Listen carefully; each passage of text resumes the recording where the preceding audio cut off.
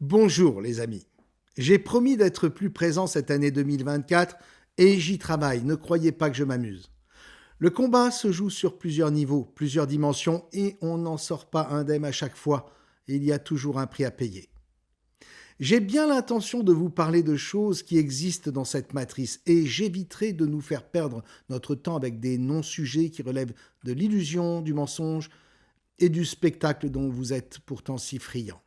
Donc, si je ne vous parle pas d'un sujet ni d'un événement, ne vous étonnez pas, tirez-en simplement la conclusion qui s'impose. Alors bon, avant de faire mon retour pour de bon, permettez-moi cette dernière mise à jour dans l'esprit des hélicos noirs au-dessus de chez moi et des drones militaires dans mon jardin. Les vidéos sont toujours disponibles sur ma chaîne YouTube pour ceux qui ont besoin de se rafraîchir la mémoire. Cette fois, ça se passe en novembre 2022. Il s'agit d'une visite terrestre qui peut paraître tout ce qu'il y a de plus banal et qui est pourtant totalement invraisemblable. Le fait est que ce que je vais vous montrer n'a aucun sens. Ça ne devrait pas être, et pourtant, c'est bien là, et ça s'est bien produit juste devant chez moi. D'abord, laissez-moi vous planter le décor. J'habite en pleine campagne, au milieu des champs, au bord d'une départementale. Ma maison est située au bout d'une longue ligne droite, au niveau d'un virage descendant très serré et extrêmement accidentogène. Le virage n'est pas très bien indiqué et avec la ligne droite, les sorties de route ne sont pas rares.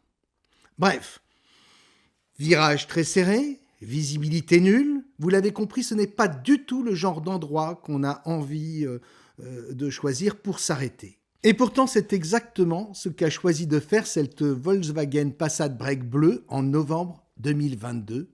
En témoignent ces images de l'application Google Street qui a immortalisé la scène. Une rapide recherche sur le web m'a permis de constater que les Passat Break ont rejoint la flotte des forces de l'ordre en 2021. Il s'agit donc bien d'un véhicule banalisé de la gendarmerie stationné devant ma maison, qui plus est, en plein dans un virage extrêmement dangereux. Mais tout le piment de l'affaire, ce n'est pas la surveillance en elle-même, même s'il y a évidemment de quoi se poser des questions sur l'intérêt d'une telle surveillance. Non, ce qui va vous mettre le ravioli en ébullition, c'est y aurait-il eu cette surveillance si le véhicule de Google n'avait pas prévu de passer à cet endroit-là, ce jour-là? Y a-t-il ici une intention de prolonger un petit jeu entre nous et les hélicos noirs et les drones militaires dans mon jardin? Eh bien, ça, seul l'avenir nous le dira. En attendant, je vous dis à très bientôt dans cette réalité ou dans une autre.